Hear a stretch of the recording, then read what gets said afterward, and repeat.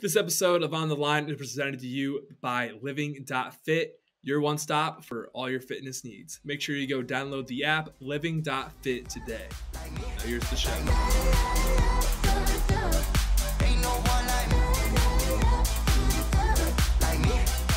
Welcome to On the Line. Today is Tuesday, September 13th. Football's back. We had a great UFC 279. Football's back. We're in the best time of the year for sports, but today we got Damon Jackson on the show before his fight against Pat Sabatini at UFC Vegas. I think 61 now, but really fun interview. Great interview. Got him in the sauna. Unfortunately, not on the treadmill like his one iconic interview, but it is what it is. Great interview. Great talking to him as always. Once we wrap up with him, we got our UFC 279 recap. If you haven't seen it on YouTube, got it on streaming platforms now. And then once we wrap up with that, got our winners and losers of the week and just kind of talking about what's happening in the sports world. So without further ado, watch it on YouTube, hit that subscribe button, listen on Apple, Spotify, Deezer, Stitcher, any other podcasting platform, hit that follow, leave a review, tell your friends. We're growing, we're rising. But without further ado, let's go on and dive on into Damon Jackson. We are joined by someone I can officially call a friend of the program. We're recording this the day before UFC 279. I see you're in the sauna, Damon. Are you? Yeah. I know you can make 277. Is this? Are the UFC calling you up? Hey, I told him I was ready. So there was a matchup at 45. I told him, I was like, hey, I'm cutting down. I got to 56 last night, and just to see if they need me. But nope, no calls yet. So we'll see. We'll see. I mean, there's literally, it's changing nonstop. But Dude, we'll move on to you. Obviously, it is craziness. This is crazy. I can't remember anything like this. It's been years. No, I can't either. Yeah. Been years. So real quick, let's talk about you though. So I know last time you were on, this is when you were originally going to fight Derek Minner. Literally that day, you found out Derek Minner pulled out. Is the curse alive, or has Pat Sabatini pulled out today? Or are we still good with Pat Sabatini? No, Pat's a tough kid, man. He's on a 4-5 win streak, so he has a lot more to lose if he pulls out there. So definitely Pat's still on. He's still ready to go. And I bet that's who I fight on the 17th. Okay, love to hear it. Glad to hear I'm not like bad luck, because that was a funny interview. Just literally right after. It is crazy. It is crazy. It's still funny. You did call that. You predicted that to a T. You did predict that to a T. Yeah, it's sad, but it is what it is. Can't help it. I don't think he's fought since, has he? Oh no, he probably won't fight for a while. I don't know what his deal is, but he said he got hurt in practice, and then I found out that apparently they said that he got a concussion in practice, and then he had a newborn baby. So there was a combination of things that probably keeping him out of the gym. So I'm sure that he'll be back in there. He trains with Glory now, so I'm sure that James Krause and them will get him back on track, and he'll get rolling again. He'll get rolling. Maybe eventually one day you guys will fight, but probably not. We'll see. Anyway, real quick, before we dive into your fight with Sabatini, you threw the first pitch at the Rangers game. If you had to scale it if you had to rate it on a scale of 1 to 10, what would you give it? It was a 10. It was 100%. It was so cool, man. It was as a kid, I used to go to the games all the time, so I would watch the Mavericks, the Rangers, and the Stars, and so getting to do the first pitch for them was kind of like a childhood dream. So that was pretty damn cool. And, it was definitely something that, I would love to get back out there and mix it up. It's cool. I used to train a few of the players, and then they moved off and got traded. So I haven't picked up any new clients from them, but I used to train a couple of them. Slide a little flyer, when you were walking off the field, you could have slid a little flyer underneath the bullpen or something. Yeah. But you threw it a little high though. I mean, I would say maybe rated a 9. You threw it a little high, It was a little. It wasn't a strike. No! It was still a ball. I thought you were saying to rate the experience. Well, I mean, we can rate it all together. Let's hear. My pitch was probably a hard 6. I mean, I threw it hard, but I was actually. I literally 2 days before that, I got kicked right in the shoulder. So I was kind of babying it. And so I was definitely, I was babying it a little bit, but they already told me that I can come back out there if I get in the top 10. So that's the goal. Bust out this one and one more and get in the top 10, and I'll be back out there. Yeah. Fuck the bell. It's just back on to throw the first pitch again. Fuck yeah. Yeah. Well, to be fair, by the time, next time about this time, the Rangers will be good next year. They got a good young core, so it'll be like a big game. Yeah. Damon Jackson coming out there for the first pitch. Shit. Hell yeah. Yeah. Hell yeah. Hell yeah, it'll be great. It'll be great. So anyway, but first things first, you got Pat Sabatini next weekend, or when this is released, it'll be Tuesday, so it'll be this weekend. I mean, obviously, right away, people are probably thinking, oh, two grapplers are going to stand up and bang, but you don't really change your style based on who you're fighting. You do what Damon Jackson does. Is it safe to say you're just Yeah. going to go out there and just do whatever you want to him? Is that what your game plan is? Yeah, I'm not. I'm kind of going with the flow. It's definitely going to be a tough fight as far as like grappling goes because he does have good wrestling pedigree and he's got some pretty solid submissions. So it's going to be a tough fight for sure. It's I'm not looking past him at all because I know this is a big test and I know it's a big test for him too. So whoever wins this fight goes on to fight top 15 or top 10 next fight. So I'm not taking him lightly, man. I'm ready to roll and wherever the fight goes, I'll be ready. Hell yeah, I'd be ready. But and also he's a Philly guy. Philly guy's tough. That like he's part of that gym over there in Philly. That they're all tough guys. They're like a huge winning streak. So you take that big Yeah. zero too. So like they're like Yeah. undefeated in the UFC right now. You take that zero. Oh yeah, I mean that only goes for so long. Like these guys, I don't know who they're fighting, but undefeated streak is hard to keep. So we'll see. We will see. We will see. It'll be a fun fight. It'll be a very fun fight. It'll be an intense fight. But anyway, as I said too, like you said, you want maybe a ranked fight. I know, like in the past fight, you had a little bit of beef with Cub Swanson. I know he came out and apologized and stuff. But if you can't get a ranked fight, I mean, the Cub Swanson fight, I'm assuming that's what you'd want, right? Whoever, man, like someone with a name like that, or someone with that's ready to go out there and get a fight of the night bonus with me. So like Darren Elkins or Cub Swanson, any of those guys that have been around for a little while that that like to go out there and fight. I want to change the way people look at me, and I want to come out there and entertain people and look for finishes like I always do. But I want it to be a lot better in my last fight. I just had a weird weight cut rehydration process with that. So I got to come out here a week early and I'm corner Macy, but this whole time I've been out here, leaning down, getting my body ready to roll for the weight cut. And it's going to be a big difference on my weight cut because I'm already down way lighter than what I was. So, just going into this week, I'm prepping hard for the good weight cut and then, we'll go from there. Didn't you say you thought the problem was like the rehydration? Isn't that what you thought it was? Yeah. Was the issue? What do you think it was? Yeah. Like what part was it, like too fast or something? It could have been not enough electrolytes and too much water. And so that basically will cause your body to kind of go into shock. And then also it could have been that I cut out water like a day early and I didn't replenish any electrolytes. So I was just drinking a little bit of water with no electrolytes. And so it could have either been my pre-cut water intake or my, after weigh-ins, whenever I started drinking, I didn't drink enough electrolytes then. So I'm not sure. I'm not a scientist. I've got it right. I've got it right more than I've got it wrong. And I think last time I kind of overkilled the water and I didn't do enough electrolytes. So I'm working with the UFC and a nutritionist and getting that squared away. So as soon as weigh-ins are over, I'll be right there getting rehydrated with the group, like a good little team. So like I know obviously I heard in like another interview you said like when you were making your walkout you kind of gave a look to your coaches like I'm just gonna wrestle. I'm not even gonna do what our game plan was. At what point did you realize you were probably gonna have to wrestle? Was like in warm ups? You're like okay, my legs are just not going. Yeah, warm ups. I had a sick ass warm up. I had like crazy sweat rolling like 2 or 3 minutes into my warm up. Had a real good sweat going, and I was kicking, punching, moving around like I was planning on doing. And then I started like slowing down after my warm up was over. I started slowing down and getting like in the hallway, ready for them to call my name. And while I was standing there, just like standing still, I could just feel my calves swelling up and I could feel my quads swelling up. And I was like, what? And I didn't want to say it out loud. I didn't want it to be like something that I like spoke into existence, but it was like, it was pretty scary because like I felt great the whole time and had a pretty good weight cut. It was just something with my hydration before or after that I messed up on. And as I was walking out there, I was like, I've got to take this kid down because I couldn't like, stay on my feet that long and whether that, getting trading back and forth and kind of, wishing that I landed something or got a takedown. So I was like, dude, bell rings, I'm going to takedown.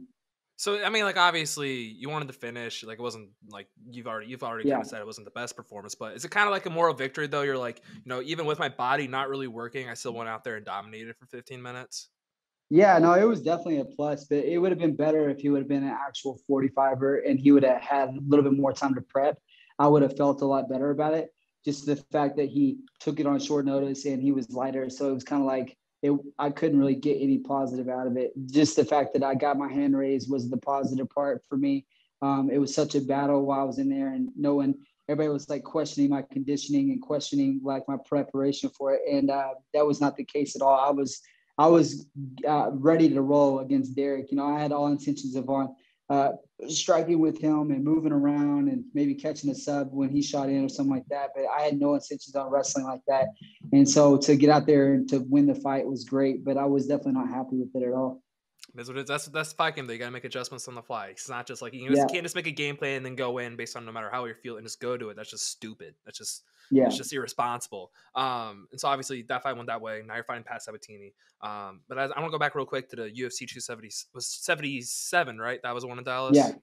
Yeah. Did you have any inklings whatsoever? Was there any rumor that someone might have missed weight? Were you like, did you get your hopes up a little bit, or was it just you were just killing yourself just to kill yourself? 100%. I just said, I told Dana and told Mick and told Sean, told my manager, as soon as my fight was over, I was like, hey, if there's any way I can get on the Dallas card, let me know. There's these 3 fights. If any of these guys fall out, I'm ready to step in. I'll step in the day of, whatever. Like, and I told them that, and they knew I was serious. And then as soon as I told them that, they came back with the Pat Sabatini fight the next day. And they're like, hey, you're going to fight this day. And I was like, all right, that's cool. But still, if it falls out, I'm here.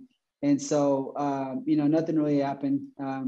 It's just, it is what it is. Like, I was just prepared for it. And I really wanted to fight in the American Airlines Center because it would have been so cool just watching all the games and that I've been to with Stars and Mavericks and concerts and everything. So it'd be cool to fight there. But, I'm whatever they give me, man, I'm taking it, and I'm asking for a fight as soon as my fights are over. I'm asking for the next one. If it's the next week or a month from then or whatever, like I'm ready to go whenever. So, and they know that, so that goes a long ways with Dana and with the group. These guys, they need people like that are willing to step in, that are ranked, and not just people that are like unranked that are willing to step in on ranking fights and stuff like that, because you don't want to let someone in that doesn't deserve to be there, because then they're stuck there for a long time. Like, I don't want to name any fighters, but there's some guys in there there's some guys in there that are questionable, and you're like, what? How you get ranked? But whatever. I'm here to fight, man. So as soon as this fight's over, I'll be begging for another fight. This one took a little bit longer too. You wanted to fight like last month, right? You wanted to get in there a little bit earlier. Yeah, I wanted to fight Dallas really bad, and then I wanted to fight as soon as I could. When they told me no to Dallas, I said, well, just as soon as you can. And that's what they fired back with. So I couldn't really argue with them. And, I don't know if that was on his end or if that was just the matchmaking. They had too many matchups already or what. But, it is what it is. Like, I'll be ready to go when they call me. So hopefully they give me 2 or 3 months again, and I'll be right back in. At least hopefully in front of fans too. Like, that would be kind of nice, right? Oh man, it would be cool, man. It's different. It's different because there's like 80 people that are at the Apex, and it's always like the real intense, hardcore fans, and they know everything about you, and it's cool. But it's like the energy you get from thousands of people, either cheering or booing or cussing, drinking beer, whatever. Like, you get this energy. It's just unreal, and I can't wait for that fight for sure. I'm assuming when you were at 277, you kind of had that fire kind of reignited a little bit too. You're like, oh my God, I forgot how much I love this shit. Yeah, I mean, I'm sitting in the stands with my wife, and I'm just sitting there like dead silent, like a little kid, just getting all amped up, watching the fights and just seeing them in person. It's actually changed the way that I want to fight my fights. I want to be more active and be, more of a fan favorite fighter, just because, sitting up in the stands, you get a different look at it, and you see that people are actually bored, and you hear the way people think about fighters and think about everything. It's like they put you on this high pedestal, and when you're the highest, like you're at the highest of the high, and then as soon as they turn on you, like it's hard to come back from that. So it's like you got to keep the fans engaged, keep them looking at you, keep them wanting to see you fight, and that's how you get this fight. Like Nate Diaz, all these people want to see him win because he's just that guy that just steps up and does whatever he has to do. And I hope he, just hope he performs well, tomorrow or on Saturday. And I know this is post fight, but I love Nate. He's a fighter's fighter for sure, man. And I hope he does great. And I just want to be a lot like him in a lot of ways. I mean, he's a dumbass, but in a lot of ways, like me and him are just alike. So, definitely look up to him for sure. Just being that guy that steps in, does whatever he has to do. God, I just hope it's him and Tony. Again, this could look really bad in hindsight. I just really hope it's him and Dustin. Just not I'm happy he's not fighting Hamzat anymore. I'm very happy about that. It's like a middleweight fighting like a lightweight. Not fair. Yeah. Yeah. It's never fair. So, all right. So one more thing real quick. I know, I think someone asked you about this in the past about being an underdog and things. You got kind of pissed. I think you got pissed about it. You know, you're like a plus 190 dog going into this fight.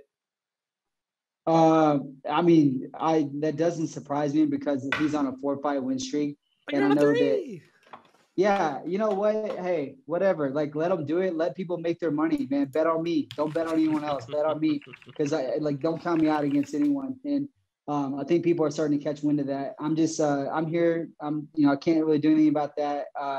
The matchmakers and, the odds makers, they don't see things the same way because matchmaker comes to me and he's like, this is a great matchup. And then the odds makers say that I'm the underdog. And I'm like, I don't trust these guys. So bet on me, man. I'm coming out. I'm ready to roll. I'm ready to go 100%, 3 rounds hard, and I'll be ready to go. Hell yeah. All right, Anthony, what do you got for him? First off, how long do you spend in the sauna? Oh, that's like just in general. Depends on. You've been there for a while. Yeah, this is at 190, so I could probably hang out in here for like 25, 30 minutes, pretty easy. But it depends on how hydrated I am and stuff. So right now I'm pretty hydrated. I am cutting weight, but I'm still drinking like crazy.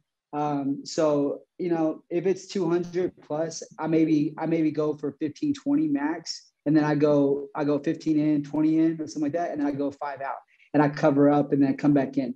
And so I cycle on and off. So it's never just like an hour straight or anything. With it being this kind of cool, it's like, 175, I think. So it's like, it's way cooler than normal. But when I'm not cutting weight hard, I just like to get a sweat going like on the treadmill or on the bag and then come and sit in the sauna. So it just keeps the sweat rolling. It makes me feel good. And I don't really have to do anything to lose the weight. So it's good. Music or podcasts when you're sitting in there?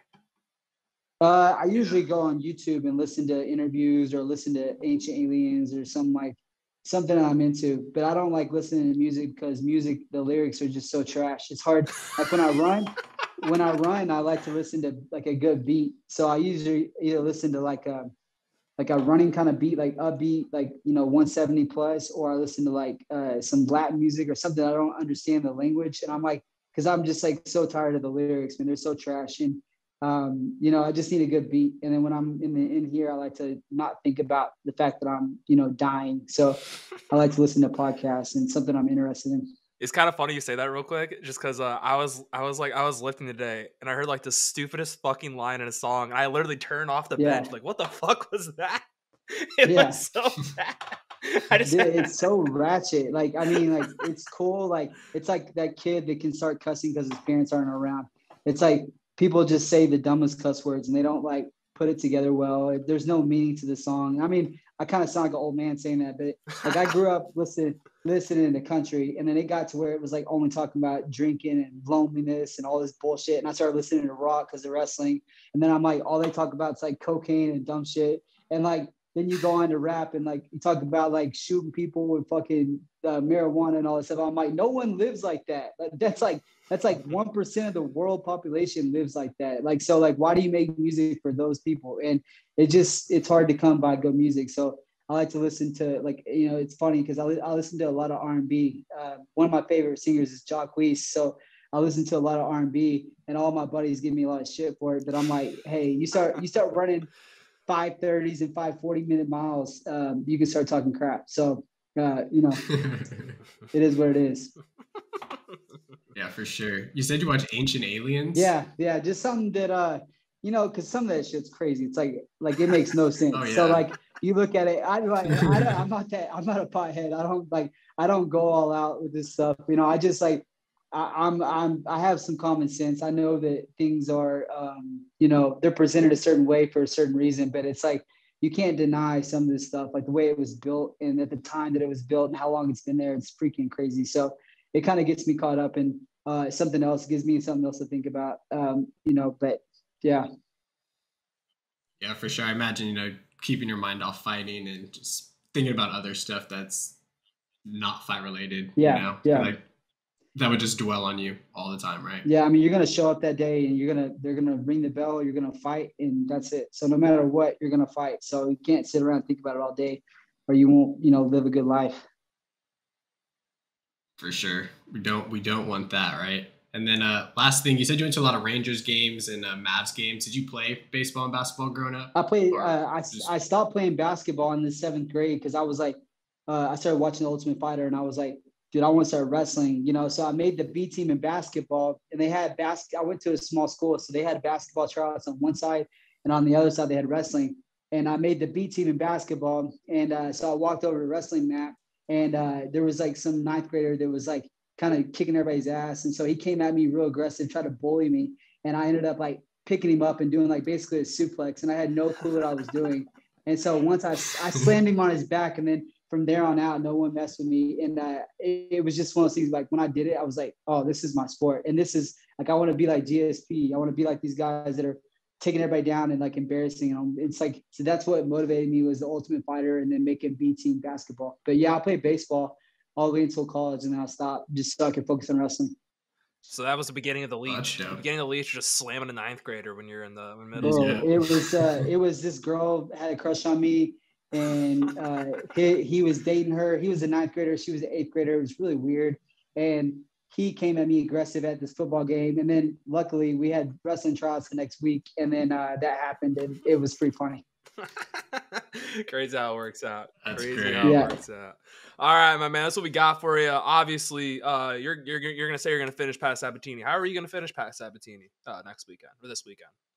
I'm gonna get in his face and whatever he gives me. If it's takedown, if it's a submission, that's great. If it's on the feet, he wants to bring it out on the feet, then I'm down with that. So I'm going until I get a finish. I'm going until the referee stops it, and that's it. All right, love to hear it. Hopefully, it's not another pullout, but I doubt he will. He's a tough motherfucker. But nah, he's a tough dude. He'll be game. Yeah, he'll be there, injury or not. He'll be there. He's one of those guys that'll be there no matter what. Exactly. So there's nothing to worry about there. So with that said, go follow him on social media. It's just Damon B. Jackson. Yep, Damon B. Jackson. All right, go follow him. Thanks for coming on, man. As always. Yeah, appreciate it, man. Awesome interview with our man Damon Jackson. Gonna kick Pat Sabatini's ass this weekend. I know I say it every week, but I really mean it this time. Kind of surprised he's as big of an underdog as he is, but this past weekend, obviously, UFC 279, craziness, wildness in the card. I mean, I had some moments, but it was what it was. Let's talk about Diaz Ferguson. I mean, I'm just happy Tony didn't fight Li Jingliang, man. He would have got murdered. He looked terrible. Terrible. I agree. It definitely was a blessing for him. I think he would have got knocked out pretty easily too.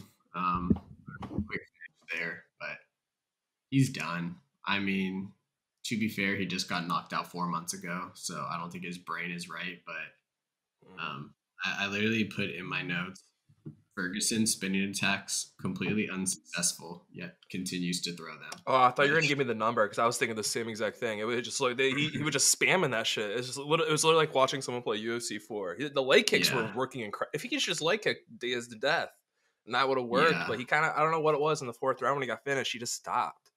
I think part of it was, I mean, I don't know. I think Diaz is like not gonna go out to fucking leg kicks. Oh, no, he was not gonna go down to leg kicks. Like that's what Nate Diaz is just not. Even that one time he faked like it hurt hella bad, and he like stood there and he's like and then like ran forward again. Like I don't know. I thought Nate had the fight in the bag. Yeah. The Nate. Moment he started doing his antics, I knew the fight was like totally in it. When he like would stop, he just stood there and was like leaning against the cage and whatnot. I was like, oh, he has it in the bag. Did you see who he was talking to when he's like leaning up against the fence? I was looking to see if that was Dana or not, but I don't think it was. I was trying to see who he was talking to. I don't think so. So I don't know. That was a classic. You could not ask for a better Nate Diaz finish, though. You could not ask for a better fight for him to go out on because I had everything. And then he flexes. Yeah, they had the flexing and the guillotine. You had him talking at the shit. 209. Yeah. The time was at 209 too, and the Stockton area code is 209. So he starts flexing like right at then. It was just like picture perfect, honestly. Fuck the judges, dude. They put it as 208. That's how they had to finish. So that's there's an issue there. There's an issue there. Yeah, they fucked him there. They should have gave him the second. We saw the time. We saw the time. It was 209. It was 209. Yes, sir. But, I mean, I guess I was gonna go fight Jake Paul after Anderson Silva. Which, by the way, did you know that Nate Diaz is a bigger favorite to beat Anderson Silva? Recency bias. Yeah, right there. But also like. By the way, those words all got bleeped. Every time I said, which I just said again, that gets bleeped. So that is one of our 3 banned words. For those new to the program, we have a couple different words that are banned from the show. Feel free to ask me what those are. I'll let you know, but I'm gonna bleep them every fucking time. That's hilarious. Yeah, I mean, I guess I kind of get it, recency bias, and I mean, I don't get it, but Nate Diaz is kind of that guy who's like known for his boxing and his hands, but I mean, I don't know how you don't take Anderson Silva in that one. No, I don't know how you can either. So he's definitely the bigger favorite in my opinion. Yeah, it makes maybe because he's 48 years old or whatever, but still, it's Anderson Silva, man. Nate Diaz's brain is mush, if you ask me. Well, yeah, he can just fight because that's his fucking. You hit him, you know how like you get a concussion in your brain, like it's because it's like jumps from back all over the place. It's just like morphs, you know. It just like swivels around. It's not really even a brain anymore. Yeah, as you said, it's just mush. And no, he's mush, bro. It's like a slime. It's sad. You see him walk, you see him run, and you hear him watching talk. him run is so funny. When he's in the cage, God, it's just so awkward. It is so bad, man. You see him do those three things, and it's like, you know, his brain is not working right. And then you see him fight, and it just doesn't make sense. It just doesn't. It doesn't. That's why I just think like instinctually, like fighting is just in his blood. Like that's just what his body can do, but he is not athletic whatsoever. No, and let's move on to the fight where I mean, it was what we said at the very beginning. If Khamzat Chimaev wanted to fight smart, he could finish this as fast as he wanted to on the ground, and he did it. To be fair, Kevin Holland did break his shoulder. I mean, I'm not going to say that's a what if. I think he still would have finished it based on it because he had that anaconda in for dart choke or whatever for a minute, and didn't seem like he was letting go. But I don't really know how you deal with his stock. I mean, at 170, I don't know if he can ever fight there again. Even Dana said it last night. I don't think he's ever going to fight in this division again. Yeah, I mean, it doesn't make much sense. He's a big man. He's super 8 pounds, by the way. If he wants to fight for the title, 8.5 pounds off. That's unheard of. I like how Joe Rogan kept trying to ask him about it. And he would just be like, I don't care. Fuck everybody. Kill everybody. I'm like, he said something. He's saying Allahu Akbar. I'm gonna kill you all. And fucking literally was 9/11. Like that's not a good look, dude. No, it's definitely not. It's not a good look from an optics standpoint for sure. I don't think he realized it. That's no, you don't. He definitely did not realize that. But I mean, I think like you said, he did what he did. He did what we said. If he comes out, fight smart. I don't know if it was smart though. Honestly, the gas tank, because I mean, like if Colin did get out of it, the cardio was going to be questionable because he was. I mean, it looks smart now, I guess, because he got the finish, but in the moment, it wasn't. It's like going for on fourth down. If you make it, you look good, but if you miss, you're like, dude, well, that was a terrible idea. You know exactly, and so it's one of those things where I thought he did fine. He's just so fucking good on the ground. Like, that's what it really comes down to. I don't think many people have an answer for him, and he's so strong. I think people think they can hang with him on the ground, or it's like, oh, he's like, that's not going to happen to me until he gets a hold of you. It's kind of like the Khabib effect, where people are like, oh, it's okay. Yeah. Like, I'll be okay. And then, nope, he gets a hold of you, and your ass is going down, and you're staying down. There's not much you can do. But I don't know. I mean, he still didn't really show us anything than what we already knew, that he's an amazing wrestler and his jiu-jitsu is pretty fucking good as well. Yep. I mean, yeah. Didn't get to see him go past the first, so you don't get to see what the cardio is like. After there's question marks after the striking with a big fighter, somebody who's just his size, long, lanky, and a good striker. So I mean, there's a lot of things we didn't get to see, and unfortunately, I think it's going to be a lot of fights before we even get to see it, because there's not many guys, especially at the 185 division, who are going to be out here like stopping him from just smashing them on the ground. Like, it's just not going to happen. Dude, I'm gonna say this in the nicest way I possibly can. If a Dagestani just didn't use the word smash, I think the West would embrace him more. Like, not even kidding. Like, just be original. Yeah. Like, they all just spam the word, I'm gonna smash you, or I'm that's gonna probably just the word they boy. Use in the gym. And so they just like, that's just the one word that's used, so they don't really know any better. I guess you can say beat your ass, or I'm gonna smash it. Instead they say I'm gonna smash your ass. Yeah. I mean Khamzat says I'm gonna fuck you. Well, and that just sounds crazy. I mean, like, I'm not going to raise any red flags here, but I mean, there are already rumors he might be on the little other side. But I mean, him and Darren Till are very close. They are very close. I haven't seen Darren Till with his wife in a while. Just saying. And it was very quick too. Now we have some haters out there. We did release the immediate video after the new fights broke out, give her a little analysis. And I mean, as we said, like we both said, if you fight smart, it's over. It's fast. It's gonna be done quick. You know, and he missed 8.5 pounds. He wasn't dying on the scale like Irene Aldana. I mean, there's people who've been on that scale who looked like they were literally going to die within minutes. So Aspen Ladd was like, I thought she was gonna die. She was cutting weight, fucking on her period, like literally medically was probably so super duper fucked. And the UFC was still like, all right, get on the scale, is good, just get naked and get behind the box. Just push down a little bit, we'll get you there. Exactly, like literally, bro. Like, and she's actually going through like something like where her body she can't control, and Hamzat like, I'll stop cutting weight. Like, I don't know, it's just weird to me. It's very weird. But to the main point, I don't want to call them inbred hillbillies. If I wanted to call them what I wanted to call them, but I'm not going to call them inbred hillbillies. They're going after us pretty hard. Get fucked. Sorry. Your boy just decided to stop cutting weight. Sorry. Like, that's just what happened. He was at a fucking restaurant. He was hold on. Preface. He was told to stop cutting at 4 a.m. At literally 7 p.m. or 8 p.m. whatever in Vegas time. He was at a restaurant drinking sparkling water and eating food at a restaurant. Get the fuck out of here. He stopped cutting. Like, if there's any conspiracy here, the conspiracy is he was told to stop cutting so he could fight Kevin Holland. That's maybe it. Yeah, and to get Tony and Nate maybe on the main card. Like, that would be the only shit. And also, I will say, after watching this, I'm so happy he didn't fight Nate. Like, Nate would have been. I don't. Yeah. Do you think Hamzat would have finished him in the first, or do you think he would have just beat? Do you think he would have made a statement? I don't know. I mean, I have no clue.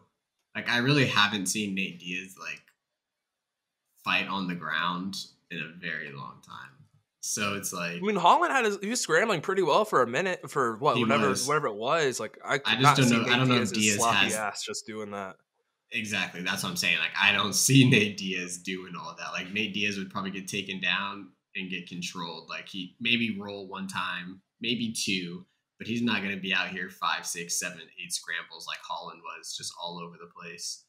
And I mean, yeah. So I'm glad, and it worked out. It was a better outcome than what the original fights were supposed to be. Yeah, this is the way it should have been. And Holland can take it on the cheek. Like, it's nothing to him. He's going to be back here in like 2 weeks. Yeah, exactly. Because of a shoulder. He lost the fight he was supposed to lose. Yeah, I mean, and he made a lot of money. Exactly. I wonder, and also he took it on like what, like within literally 24 hours. Yeah. So they're not a whole, and he wasn't even preparing for a wrestler. He was preparing for a striker. Let's go into the next fight, which is D-Rod and Chinese Chad Li Jingliang. Dude, Leach put, as we said before, he took the most sacrifices out of everyone this week. He got fucked over the most out of everyone this week, and then he gets fucked over by the judges. Sal D'Amato said, "Fuck you, Lee. I hate you. I'm giving the fight to D-Rod." D-Rod also might have had his boys text the judges like, "Hey, we're in the parking lot. Do what you need to do." So, but nah, man, I felt bad. I mean, did you look at his? Lee looked like he didn't take any damage. He ate over 50 jabs. He looked like he didn't take anything. He is literally the Chinese Chad. I love Li Jingliang. I'm pissed he didn't get the win. He should have got the win. That was we had a couple bad decisions. That was one of them. Nothing to take away from D-Rod. Yeah. I mean, D-Rod still, looked good, but I'm still not. I mean, it also sucks for Kevin Holland, because I think Kevin Holland would have beat the shit out of Daniel Rodriguez. Yeah, that's what I was thinking too. D-Rod would have got smashed. Ferguson would have got smashed. And Nate would have got smashed. So instead, we got 2 competitive fights and then one that exactly. Yeah. D-Rod looked fat. I'm not trying to be mean, but dude was looking chunky. He usually does, though. I feel like. Yeah, I think that extra 9 pounds was made it a little more was chunk, not muscle or anything. Who do you think was thicker in the octagon? Was it him or Nasrat? Nasrat, we talked about this off air. He also looks a little fat. I don't know. D-Rod's stomach was hanging over. It was hanging over a little bit. It was starting to hang over, man. But I don't know. I feel bad for the Leech. I mean, he got shafted the most out of everybody. Fought somebody 9-10 pounds heavier, probably even more on fight night. And he absolutely won that fight, in my opinion. Mm-hmm. Like, I don't see how. It was at least 29-28, if not 30. I thought it was 30-27. Like, I don't know. But I think it was like round 1, maybe. No, I think maybe it was round 1. I can't really remember off the top of my head, but I remember one round it was pretty close, but I thought Lee kind of cruised at the end. Yeah, I mean, it was like you said. You looked at the damage. D-Rob was bleeding, blood coming from his fucking mouth, nose a little bit. Lee also mixed it up more. I mean, he was hitting the body, he was hitting the legs. I mean, D-Rod, I think his accuracy a couple takedowns too. Yeah, he got him to the ground a couple times. It was also more. It just felt also too as if D-Rod didn't mix the martial arts either. Lee was mixing everything, and I don't know. I don't know how the judges look. I feel like that should be rewarded. Yeah, that's how I think. This is a mixed martial arts fight.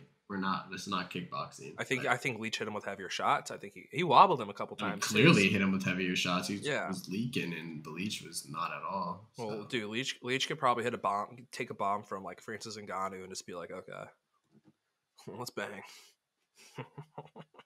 That's fair. That's very fair.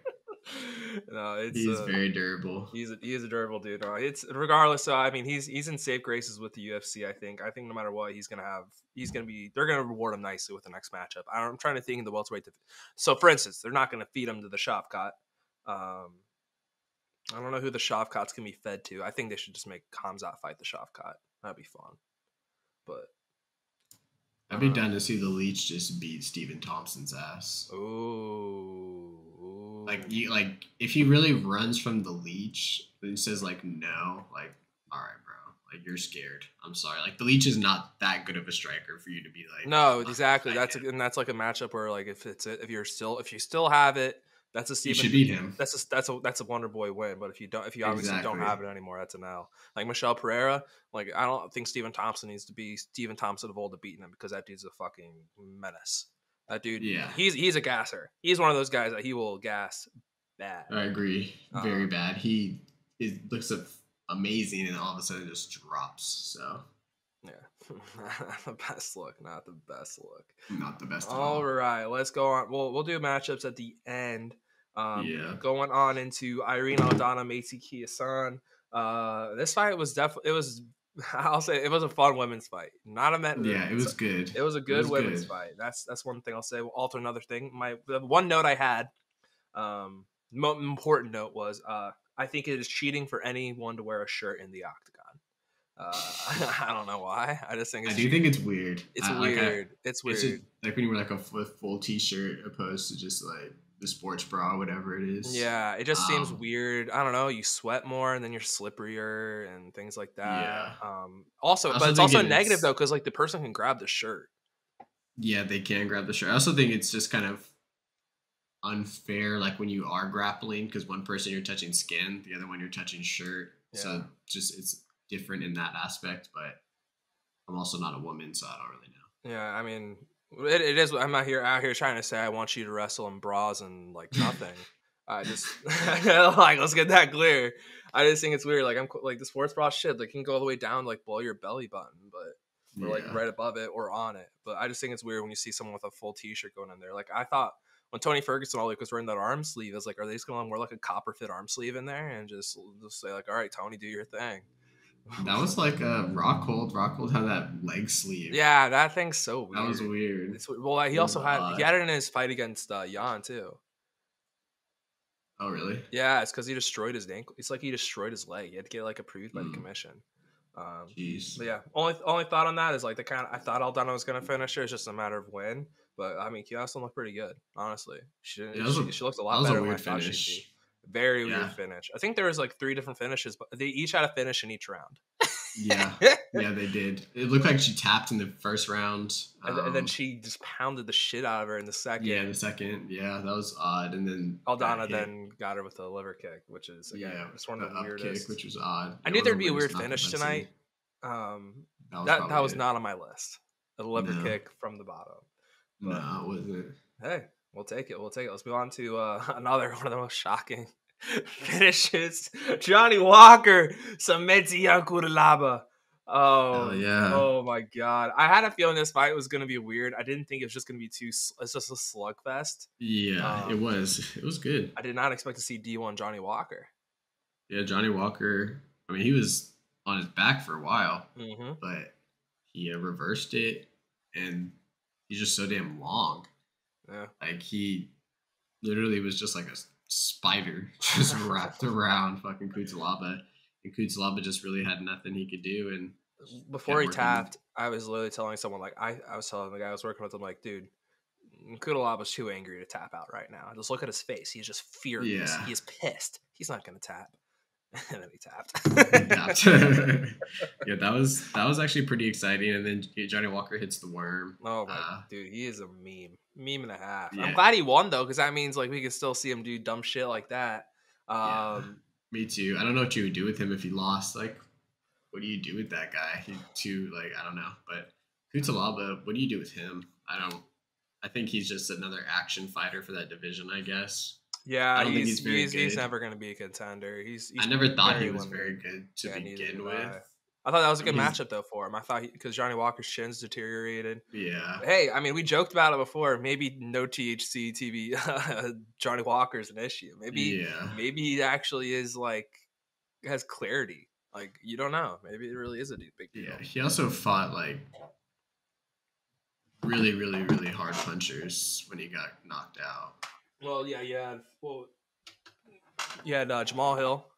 You had oh my God, really blanking on the last guy. That's why I didn't say any names. I just sat here and just said that. It wasn't Jan, was it? No, it definitely wasn't Magomed. It wasn't Tiago because they had the worst fight I've ever seen. Who was it? I know you're googling it or tapologing it. Well, he got knocked out by Corey Anderson.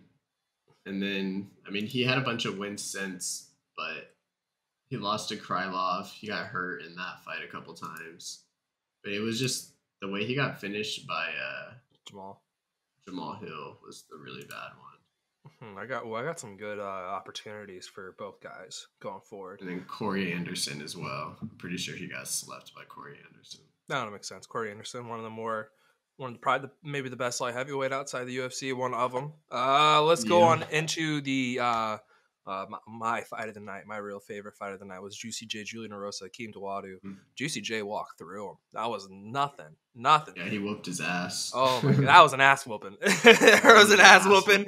This was an ass whooping from like you think Hakeem would have the just by looking at the tail of the tape that he'd be the one with the advantage here. No, Erosa beat his ass on the feet. They get to the ground. You know what? Respect to Dawodu because I thought his ground game was a lot better than I expected it to be. I thought the minute they'd hit the mat and the minute Julian got his back, I thought it was over. But he fought off that rear naked choke for at least like 4 minutes. Combined. Obviously not like back to back. Yeah. For about 4 minutes, he fought off the rear naked choke. So shout out to Hakeem for surviving. But man, Juicy J looked good. He did look very good. He looked really good. Like very, very, very good. Like he should either take the ranking or be fighting in the rankings next. I love seeing that. I love my man Juicy. I'm with that. I don't have much to add there. Yeah. Yep. All right, next we got Almeida. Okay, that was what we expected. Yeah, I mean, literally, that was to be expected. My favorite joke of the night, I thought was going to deliver more, was the Pleasure Man getting choked out. I thought I bet Anton Pleasure Man loves getting choked out right now. Like, he doesn't want to admit it, but he kind of likes it. But it didn't hit on Twitter the way I thought it would. I thought more people would find that funny. Dennis Lewin versus Jamie Pickett. Oh man, that was interesting. Pickett sucks, bro. Yeah, Pickett's probably cut after that. I've been saying Pickett sucks. Do you think he got nut-shotted? Because I rewatched it. I don't think he got nut-shotted. No, I think like the top of his cup probably got hit, but that's nowhere near your nuts. I think he just got hit like right below the belly button, like probably hit the top of the cup, and it was just loud. But I don't think I watched it back like 2 or 3 times, and it didn't look like he got. I didn't think so either. He was really selling that. He was. Yeah, he really was. so I think because that shit hurt and it hit him right in the gut, and he was like, "Oh fuck!" And I could sell it because the loud ass cup noise. Yeah, that makes sense. That makes sense. But yeah, probably caught him. Catch. Yeah. Now we go into the catch weight heavyweight. Our boy Chris Barnett saves the day, saves the friends of the program, beats Yeah, that Jake was Collier's dope. ass. Everyone on Twitter and things like that were like, "Oh yeah, Jake Collier is safe minus 400 low level heavyweight fight. Get the fuck out of here." Yeah, Chris no Barnett, fucking a way, fucking bro. dog, man. I mean, I think a lot of people would expect either he's a spin kick, crazy huck out for the win. Nah, man, he's got that dog. He was Got getting that fucked up in dog the in first him. round. Also, that first round was awesome. The swinging Oh, and banging. oh yeah. It was legendary. That was awesome. That was a sick. That should have been fight of the night. It was dope because they acknowledged it too. Like they both like smiled at each other and like like touched gloves and was like, okay, Just like this is sloppy ass overhand after overhand both sides. yeah. I think Love that shit. I think Craig Barnett was like a couple inches taller. Maybe Collier would have connected. But I think just because he was so short, like Collier's reach was just too long. Insane how little he is, man. Oh my gosh, he's the dog. Man, I loved Chris. He's a man. beast though, and the cardio in him. I mean, insane for being a big guy like Insane that. for like how big he is compared to his body size. He shouldn't have cardio like that. Nah, He should have been dead. He should have been dead after that first round. But it is what it is. He came back, got to finish. Love that for Beast Boy, man. I mean, he wasn't fighting for his job. But he was gonna be in the UFC for a while, just purely because of that the spinning kick knockout. Yeah, 100%. And everything he's been through too. The UFC's already said they'll take care of him. Probably would have been fight of the night if it wasn't for that. They probably just didn't want to give Collier all that money. So they just didn't do it officially. So they can just give Barnett all the money. They're probably like, no. No. All right. Not you, buddy. I mean, Barnett does a front flip too. Gotta give I love it. flip. I love it.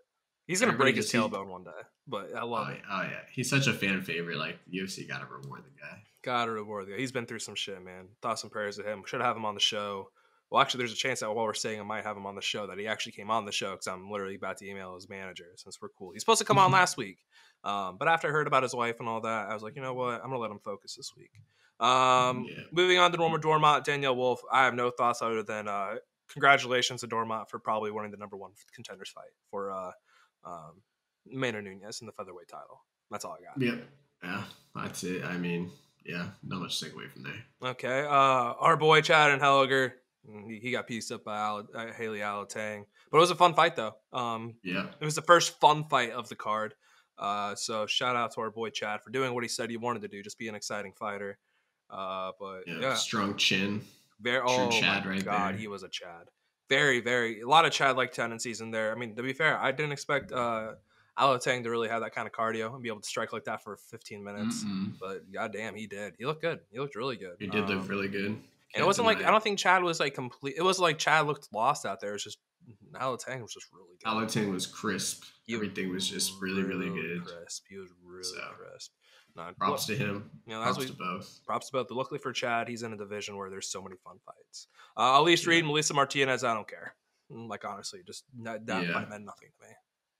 No. I mean, only thing I had to say is I think Elise Reed gets disrespected. Like, I agree. She's had multiple UFC fights now. This other girl, her UFC debut, and she comes in as like a minus 185 favorite or something. I know it's not a betting show, but you could just tell that like the people are just giving her all this credit and like what has she done? Like, hey, to be fair, we were talking about Jake Collier being a minus 400 favorite. It's not a betting show, but like still that shit's crazy. Yeah, exactly. And so I mean, I don't know. It's like, why is Elise Reed an underdog to this girl? Like, it just doesn't make any sense to me. And she came out and pretty much dominated, in my opinion. So yeah, I agree. Johan Linez, Darian Weeks, man, that was a bullshit split decision. Yeah, Let's be honest. Was robbed. That was a clear 29-28 in my opinion. Can I be honest? I think Linez has a really punchable face. Yeah, and he's slow. He just ran the whole time. I don't think he did any. I've been watching the fight. I mean, it just didn't. I just felt like he didn't do anything to win the fight. It's so low volume. Yeah.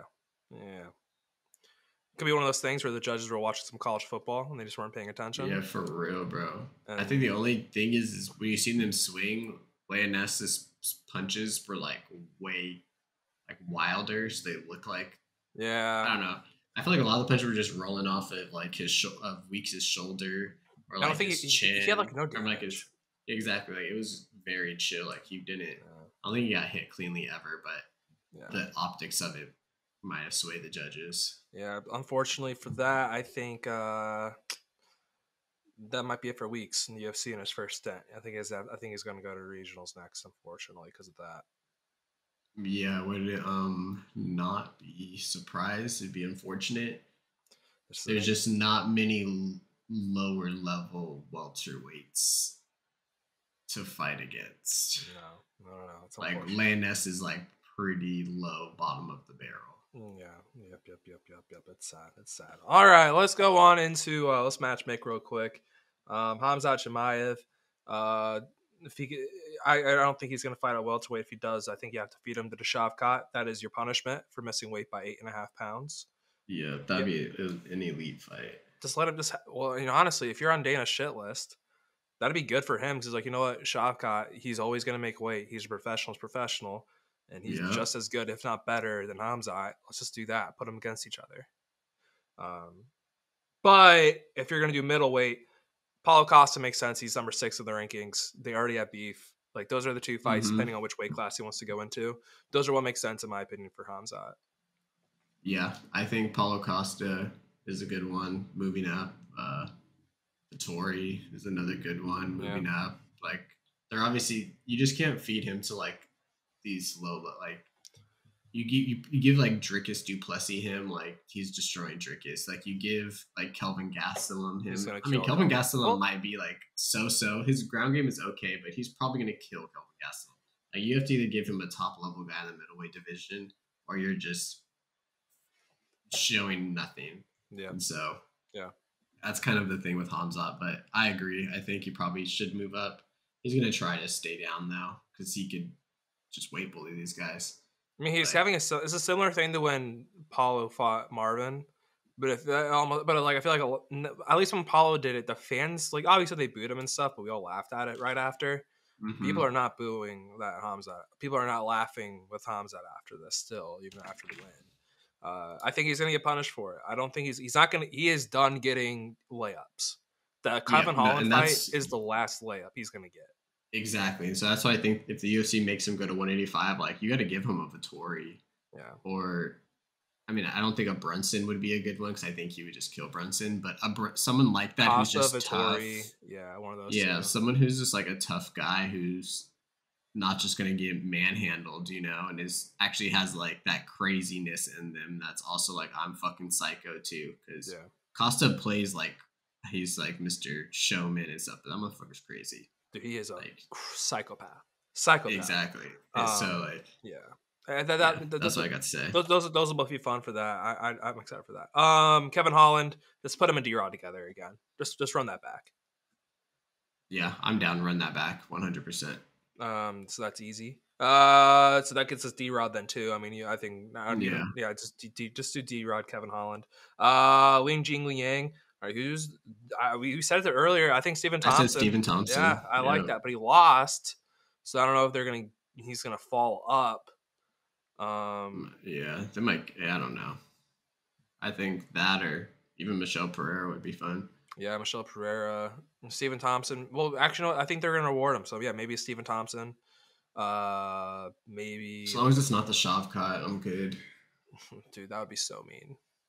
Yeah. That'd be so like, do you want him out the UFC? Do you guys just not like this guy? All right, Ari and Aldana. Those divisions are so fucked. I don't even know. I don't know. Like Kiyosan. Let me look at the rankings. I'll give you somebody. I'm not prepared for this one just because, again, it's just repeating fighters. Put her against Vieira. There you go. Yeah, that would be fun. Has she fucked Vieira? No. Maybe just run it back. Or do Aldana versus Pena. That'd be a good one. Yeah, because Pena's not good. She can't fight for the title again after just getting murdered. I'm down for that. And then she beat Ketlin Vieira by left hook. Okay, yeah. Then do Pena. Then you do Kiyosan versus Oh, I thought that was Sure. Meatball Molly. I was like, why the fuck is she ranked number 8? That's Sarah McMahon. No, maybe do Macy versus Misha Tate. That'd be a good fight. That'd be a good one. That'd be a good one.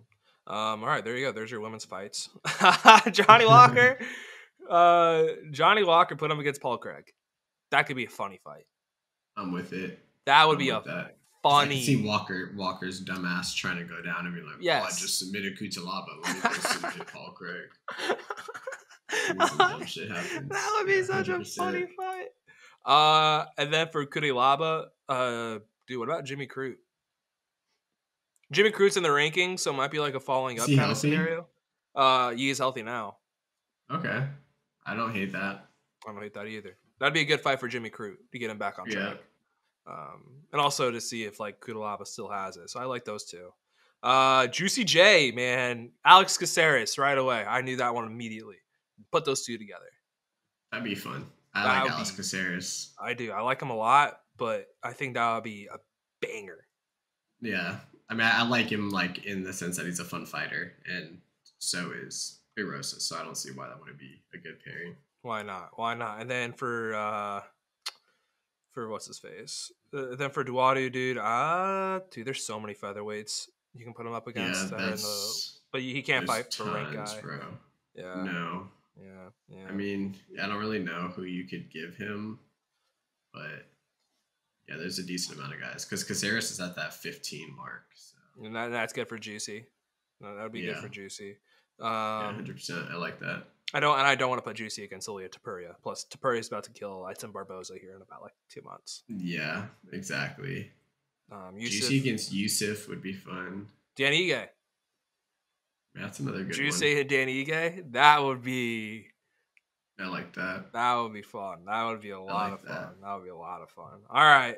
The rest of the card don't really need to do it, honestly, in my opinion. Like, Almeida, please, this fight a light heavyweight already. Is he fighting heavyweight still? I don't know. I think maybe they asked him, but he didn't really like answer the question directly. I just want him to go to light heavyweight.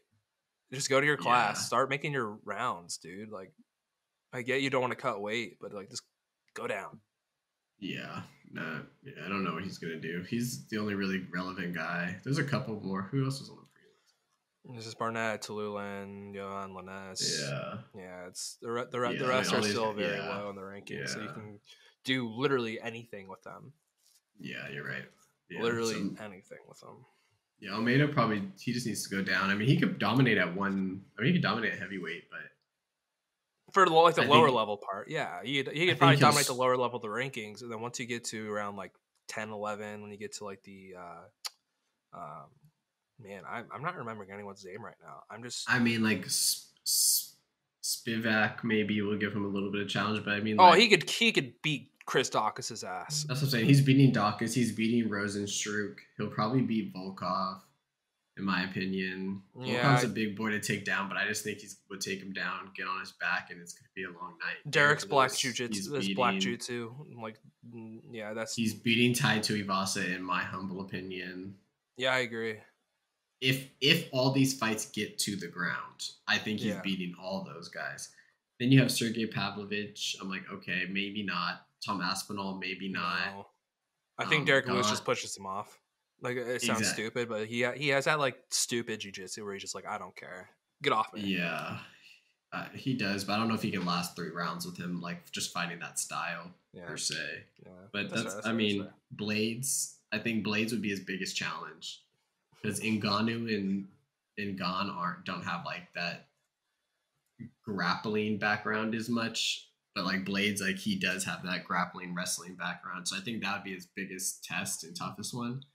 But I mean, I feel like outside of like 3 guys in this weight class, he could be a double champ. Yes, he has the potential. He has the potential to be a double. But we haven't seen him do any fucking striking. So we have no idea what his stand-up game looks like. Yeah, exactly. But that's the biggest question mark. So he looks like he's what I think Rodolfo Vieira, like what we thought Rodolfo Vieira was going to be. Ooh, I like that. Yeah. Because we thought Vieira was going to come in and just be this amazing, just like dominant grappler, just insane on the ground, and like he just not. No. Like he just has not shown that ability. No. Whereas Almeida is quite literally that. Yep. So we got any other notes on UFC 279 before we wrap this thing on up?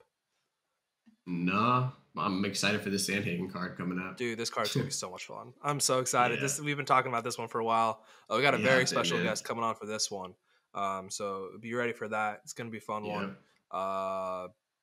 This card's going to be a banger. So much better than this week. Even though this week made a lot of progress, this one's, I'm very excited. All right. That's the show. I agree, man. Well, not the show. That's not the show. We're moving on to winners and losers. Okay, there's our recap. I did go back and re-listen, Anthony. We were not as nice to Diaz as I thought we were. Like, we barely said. I thought I could have swore we were nicer. I went back and was like, damn, we actually didn't say anything nice. Yeah. We said his brain was mush. We said that was an iconic Diaz performance, but we didn't say, "Oh, that was a good fight for Nate Diaz." I mean, going back, yeah, it was. It was solid, yeah. I mean, it wasn't bad. I didn't have anything great to say. I thought Tony just looked bad, and so I think that was more so what I thought. I mean, Diaz didn't look great. Like, sorry, like he didn't. It just Tony Ferguson looked awful, and. Terrible. I mean, I think some very low-level welterweights would have beat Tony Ferguson that night. So, but it was a vintage Diaz performance. He got the submission. He flexed while he was holding the guillotine choke, and he didn't come out bloodied. I mean, that's a win. I think at the end of the day, that actually counts like 3 wins. Exactly. No blood. Exactly. I mean, me saying his brain is mush and that he runs funny, that's just facts. Like there's no other way around that one. I also called him fat. Yeah, he's a little chunky too. So maybe that's the guy who went to my random Instagram post from like 3 months ago. He's like, "Hey, dude, I'm not listening to your podcast anymore. You're not jacked as hell as I thought you were." Yeah. Oh no. Yeah. Oh no, man. That might have been it. I called a lot of people. I made fun of some body. We're talking about D-Rod too. Oh, I know we did talk shit about D-Rod, but no, we were respectful about D-Rod. I don't know. It is what it is. That's a show. We'll be a little nicer next time. Yeah, but we were stating facts. I mean, facts are facts. There's not too much positive to say about Diaz. I'm sorry. Facts are facts. It's just not. Yeah, there's that main event was not like anything pretty. It was just funny. It was a meme fight. Exactly. It wasn't a good fight. It wasn't really a good fight, but it was an entertaining fight. I think that's the best way to put it. That's the best way to put it. Exactly. That's how I feel. So let's go ahead and dive on into our winners and losers of the week, then we'll kind of wrap up a little NFL talk. I'll start off with our first winner. We are officially over 100 subscribers, as of I said last Friday. We'll hit it Friday. We hit it on Friday. We're over 100. I think we're like 106, 105 right now. Keep subscribing. Keep the train going. We've grown like 150% since we've started trying on YouTube. So subscribe, motherfuckers. Hop on the train. Also follow us on the podcast too. Follow on the podcast platforms. You get some content earlier, but you get like the recaps are the only thing that come out early. So that's your little benefit. If you subscribe on YouTube, you get our recaps right away. We do them the day after. But winner, us, the show. We're growing. We're rising. We got haters now, too, by the way, which is sick. But as I said, if you don't have haters, are you that successful? Are you that good at what you do if you don't have haters? Need them. Fuck no.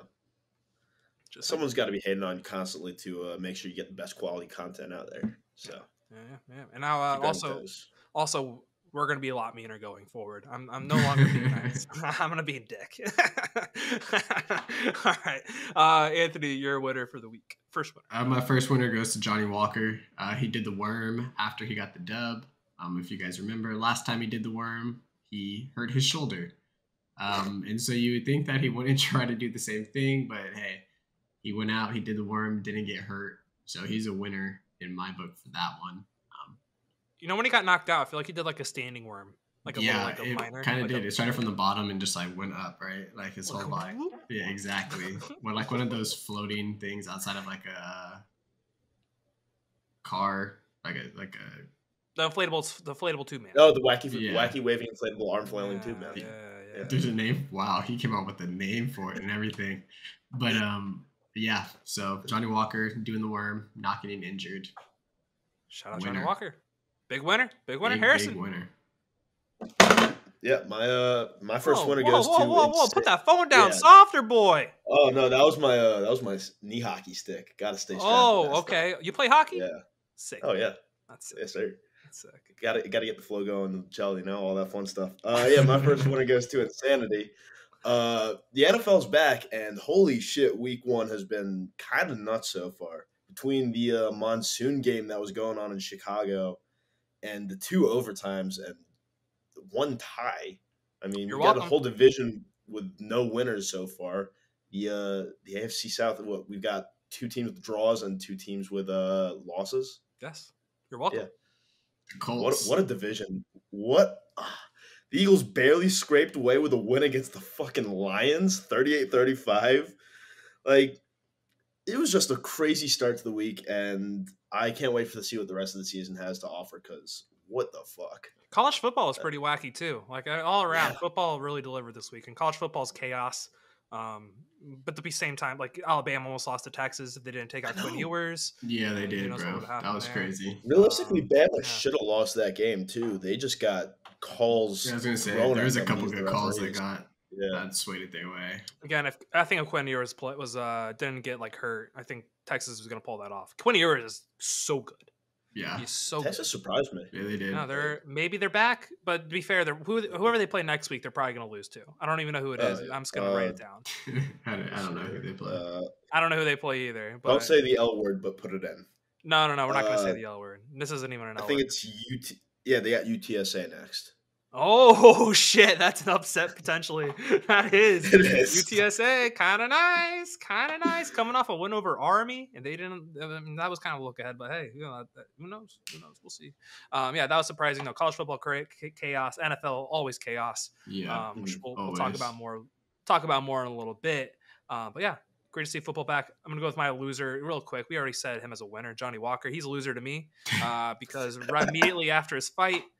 He literally got kicked out of the arena, didn't get given seats. He wasn't even able to change. He was then immediately on the strip, literally still in his shorts, in his gloves, no shoes, no socks, just his trunks, his gloves, and then his coaches with his bags. He didn't have time to change, just got kicked out of the arena. That's bad, man. Do you know how nasty those floors are? Like that ground in Vegas, man. Oh. Our wrestling coaches used to make us shower immediately after practice because of the shit that was on the mat. Like, I gotta imagine it's so much worse with all the blood and shit on the actually, Vegas sidewalks probably do have a lot of blood and stuff inside. That's true. Yeah. I mean, all around nasty. The fact that he still had the gloves on though is the funniest part. Like, you didn't even take your gloves off. Just walking down the strip, ready to give anyone a quick 1-2. Do you think anyone chirped him? And it's like, dude, why are you dressed like a UFC fighter? He's like, I am one. I mean, go fuck yourself. I just won. They probably wouldn't even be surprised, man. Out there in Vegas, the shit that you see, people dress up like somebody walking around dressed like a UFC fighter. They're probably like, oh, this is some other fucking weirdo. Dude, look at this fucking giant, like, Brazilian dude just dressed up like a UFC fighter. I bet. Good luck, buddy. Yeah, go try to take a picture with him real quick. I'm sure he's just like the sidewalk Mickey Mouse or whatever. Yeah, exactly. It's like, all right, Harris, Anthony, your first loser. My first loser goes to kickers in both college football and in the NFL. Plenty of blown games because of missed kicks. Plenty of games that were elongated because of missed kicks. Just bad, all around bad kicking. I can't even think of the kicker's name off the top of my head, but even reliable ones. Evan McPherson. He missed one or two. Oh, he missed it bad. Out of all the bad missed kicks, that one was. He missed an extra point and then in overtime. The extra point was blocked. The extra point was blocked. Yeah. That field goal was like 30 yards off. That was terrible. Yeah, but there was a couple more really bad misses. I can't even think off the top of my head. I'm blanking right Boswell had one too in that same game. That game was awful. Knuckleball. From start to finish was awful. No offense. That was awful. I don't know how the Steelers don't put up more points with like 7 turnovers. You guys only. Rodrigo Blankenship should never kick for the Colts again. Yeah, he missed a couple. I love him. The Indiana kicker in college missed a few. Yeah. Did he really? It was. Do you know how many? Real quick, do you know how many people care about the Indiana kicker? Us out here in Bloomington. Let's go. Well, I mean, I do, but I don't think anyone listening probably does. But yeah, it is what it is. Kickers had a rough week, but next week that means every kicker is going to hit every kick. That's kind of how this thing works. Oh yeah. That's how we won the week after. Yeah. Kickers have a bad week, then they have a fantastic week, and then it's back to bad. Kickers didn't do preseason either. No, I'm kidding. But no, they don't though. Some of the best kickers, like the teams will bring in backups and or they're bringing guys like to try him out. Yeah, and that's true. They won't kick. That is true. So, and I mean, there's also just not as many scoring opportunities / kicking opportunities. I feel like some of the games are high scoring, but exactly they're going for it a lot more on 4th down. They're not bringing out the kicking unit. No. So that's another loser. Kickers, terrible week to be a kicker. Yeah, it is really bad. Harrison, your first loser. My first loser goes to the Atlanta Falcons because I was gonna like leave them be for a little bit after this most recent loss, but then I saw a screenshot of a bunch of games that they have thrown with the score lines, and just listen to this. They blew games with leads of 28-3, obviously, 30-20, 17-0, 39-24, 26-10, 24-7, and then 26-10 again last night. I think it was. I might have copied it down wrong. There's no shame in losing to Jameis Winston the way they lost. They're lucky Jameis didn't decide to play until the 4th quarter. Jameis was being merciful to the Falcons. He's like, you know what? I'll let you guys have a lead for a little bit, and then I'm going to cook your ass. Man. And then he cooked their ass in the 4th. Yeah. Jameis for MVP season. Hot. Goat Jameis. Dude. But the fact that the Falcons have been blowing leads like that for the past 5-6 years now, just get your shit together and close out a game. It's not that hard. Yeah, it is. Maybe Calvin Ridley's not the only one betting on football games over there. That's a fact. That's a fact. Who do you? Okay, so speaking of losers in the NFL, I don't think. Well, actually, I do have a couple more losers. I have one loser in the NFL, but out of every team this week, who do you think's the biggest loser? Because I would think it's Dallas. I think they're the biggest loser by far. They lost Dak. Their offense looked terrible before he even went out. Mike fucking McCarthy. Yeah, Mike McCarthy should never be like Sean Payton's probably already signed the contract. Yeah. So got Jason Garrett sitting there. It should have been me. It should have been me getting my ass kicked. But no, yeah, I think the Cowboys definitely the biggest losers this week. For the NFL, Green Bay very close second. They lost last year 35-3. I'm not like it's kind of like how the Colts lose week 1 every year. The fact that they tied, I'll sign up for that every day. They haven't won the first week since 2013, 2012. Fuck. Yeah. Browns just got to send their first week 1 victory tweet of all time. The Panthers, bro. I'm sorry. The Panthers are one of the biggest losers. Baker Mayfield sucks still. Like, he's trash. And the shoulder injury, I guess it was more than a shoulder injury. Yeah. And also their defense, like, terrible. You couldn't turn Jacoby Brissett over one time. Like, once? No. I know. That's pretty. And then let Nick Chubb. I mean, Nick Chubb's an absolute stud, but on 22 carries, run for 141 yards. Like, is Matt Rule tanking to get out of the job? Because I have, which actually moves me to. Oh. I was just gonna say I saw Matt Rule had the same win percentage as Joe Judge, and they got hired in the same year. Joe Judge got fired, and Matt Rule still has a job. So I think it's time for Matt Rule to get the boot because the dude's trash. I think it's time for him to. But also, by the way, you know who was undefeated without Joe Judge? The Giants. Big win.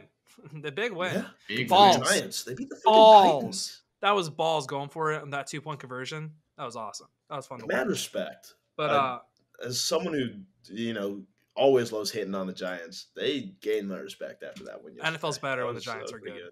Yeah, the NFL's just better. And when the Giants Saquon looked fucking nice. Yeah, he was. Thank God I got him in my fantasy league. I mean, yeah, I think the Giants are still trash, but they looked better. I think the Titans just aren't going to be very good this year. Oh, the Titans! No, they're coming back down to their earth. decline. Yeah. Derrick Henry does not look the same. Which going back to Matt Rule, why would he? Yeah, because he's 28. He's 28. He's got a plate in his foot now. Yeah. And he's taken so much hit. He's taken so many hits over the years. 28. It's like being no receivers. Yeah, they have no receivers. They have really no weapons other than Derrick Henry. No. It's a tough situation for Tennessee, but it is what it is. But going back to Matt Rule, my winner actually is Nebraska because they finally fired Scott Frost. It took way too long. It's about a year overdue. But going back to Matt Rule's probably the next coach of Nebraska. I can see it. Does he have connections out there? No, but he was always pretty good in the college game, though. Like he was incredible. He took care of Temple and Baylor He was a really good coach, and they're not going to go hire Urban Meyer. Like that's just if you're Nebraska, Urban you don't Meyer's want to deal done. with that.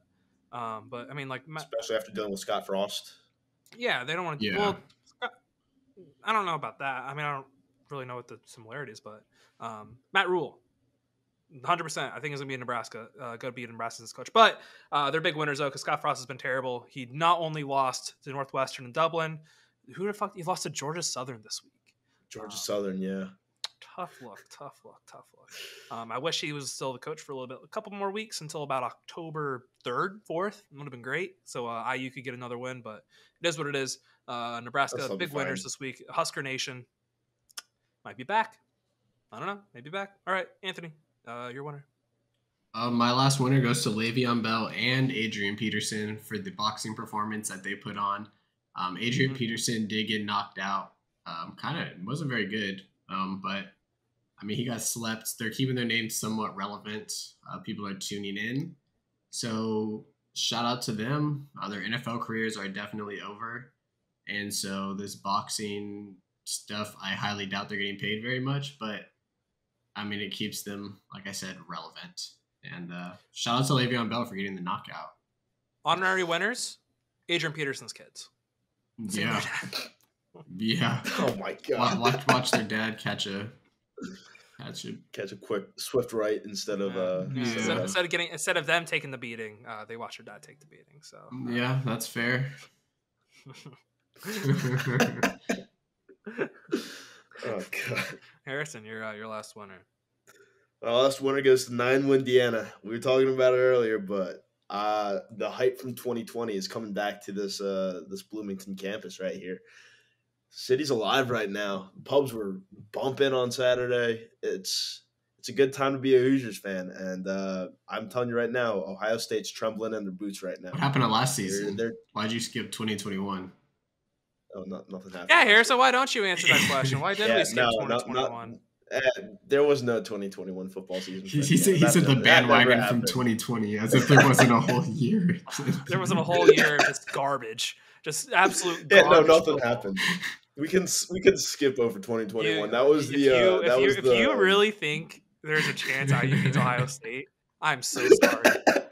I love Bazooka Belzak. I love Bazooka Balsack, but dude, he's a gunslinger. He might throw a couple touchdowns, but he's probably gonna throw like 7 interceptions that game alone.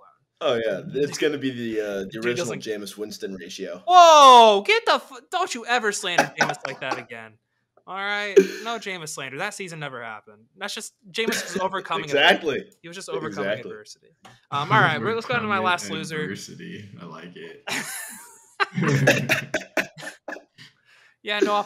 The people forget the Bucs offensive line when Jameis was there was terrible. They literally got Tom Brady, and then they're like, "Oh, now we should focus on our offensive line." Now we can protect the quarterback. It's a Jameis Winston truther. I have so many stats. Anyway, my last loser of the day, Matt Nagy. Both his quarterbacks without him are undefeated as starters without him. It kind of makes you wonder how bad of a coach was he really after the doink. He just kind of, I don't know what, he like became a shell of himself. Wasn't ever the same. Justin Fields looked pretty bad though the first half, but it was a monsoon game. But biggest loser is Matt Nagy, dude. How bad must you be if both your quarterbacks get wins immediately after and then both look like better? Yeah, Matt Nagy's dog, bro. Dude, he's one of the worst coaches in NFL history. Absolutely cheeks. Absolutely cheeks. Took the coach of the year from Frank Reich, but not mad about it. Not mad about it, but City of Chicago rejoicing in his downfall. Oh yeah. Yep. All right, Anthony, loser. My loser we kind of talked about already, but it is the Dallas Cowboys. I mean, these guys are just you're called America's team. You're perpetually shit. 2, Dak Prescott got hurt again. He can't stay healthy. I feel bad for him. He got paid, so who really cares? I don't. Lamar Jackson still hasn't been paid. Yeah, Lamar Jackson hasn't been paid. Dak got paid big money. Keeps getting hurt. Now he's going to be out a couple weeks. They couldn't score with a month. Okay, so he's going to be out a month minimum. Okay, well, not a good sign. Their defense looked decent. I mean, they held Tom Brady and them to like 19 points or whatever, which is not bad at all. Hot take. I don't think the Bucs are going to be that good this year. I don't think so. Probably either. not. I mean, Godwin's coming off the ACL injury, so that he's going to take a minute to get back. He's already hurt. Tom Brady didn't play any preseason and was gone for a while, so he's probably going to take a couple weeks to get it. Leonard Fournette looked great. For being called fat, he looked great. Yeah. I mean, People forget he was called like overweight and like he came in completely out of shape. Yeah. But back to the loser, it's just the Cowboys. I mean, you put up 3 fucking points, and that's when Dak played majority of the game. Like 3, that's it. I don't know. Yeah, these guys suck. Oh, it's gonna be. They've always sucked. It's gonna be so.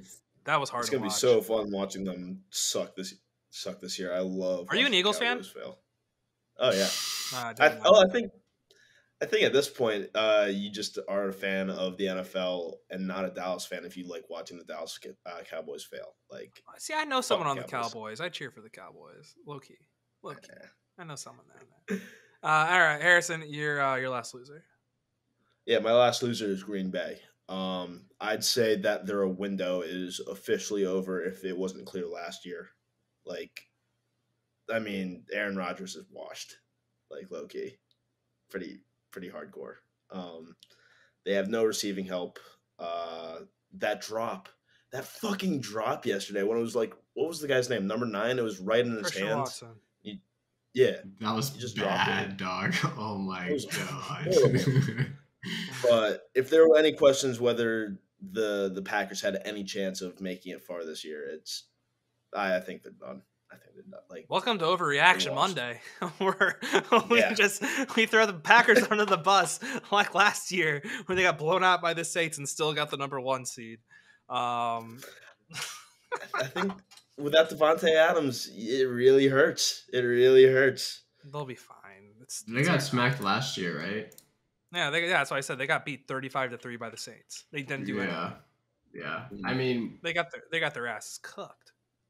Aaron Rodgers literally came into the game like, we're going to go out and try to win, but if we lose, it's a long season and we'll figure it out. Like, he was like damn near prefacing it like, we're about to get smacked and it is what it is. But no, I agree. I mean, they didn't look good. And without Adams, like, what, you know what I mean? Adams, like, what do you, those late game situations, fourth quarter or third downs, fourth downs, like, everybody in the world knew the ball's going to Devontae Adams and you can't stop it.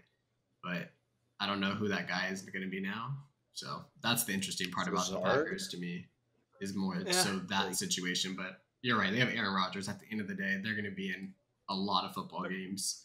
And if he has the ball late in the game, I mean, he's going to put it right on you. All you got to do is make a fucking catch. If Christian Watson made that catch, the game could have been a lot different. So exactly. That was a momentum change. That was big time. I mean, he was literally like just would have walked in. He could have started walking into the end zone.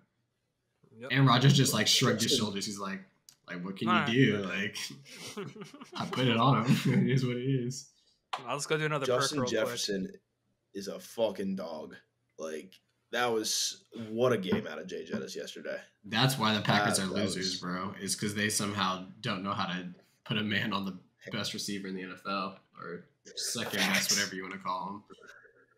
Perennial top, unquestionable top 5 receiver. Yeah, I mean, he's top 2 to me. It's him or Cooper Kupp. I agree too. I wouldn't say he's 2 either. I'd say probably 1. Probably that was 1. Just but you know who looked really good yesterday? Julio Jones. Yeah, he did. He might be back, but it's a matter of like when he gets hurt though at this point. But he is on the Tom Brady. He's in TB12 method. So whatever vitamins he's on right now, those things. The magic potions and the secret juice. Tommy's secret juice. Yeah. Tom's secret juice. People talk about Paulo's secret juice. We got to talk about Tom Brady's secret juice. That stuff's special. Right. Yeah. Do you think if Tom Brady sold that stuff? Do you think you could charge like $1,000 a bottle and like sell? Absolutely. I think he could. People would buy that shit. Fuck yeah. Yeah, I think he can make so much money. Like your health status in like 25-year-old shape when you're 45, like that shit would be going off the shelves at no matter what price. Still too old for Leonardo DiCaprio, but it is what it is. All right. Anyone He's going after 27-year-old now, so. That's just a cover up. He doesn't have any. He thinks she's disgusting. All right. Any shout outs before we wrap this bad boy on up? Nah. No. No? I'm good. All right, cool. That's the show. We got Tanner Boser on Friday. Maybe Beast Boy Barnett reached out to. I literally just emailed manager, as I said earlier. I thought he was going to be on today, but I kind of forgot to send the email. I've been really bad about thinking I send emails and then I don't send them. I don't know what the fuck I'm doing. I'm an idiot. I'm an idiot. But it is what it is. We'll see you guys on Friday. We got Dan's Best Fight Picks. Is that his name on Twitter? Mm-hmm. Dan, he's coming on the show. Dan at Best Fight Picks. Dan's Best Fight Picks coming on our show. He's the man. It'll be fun. Help us preview the card.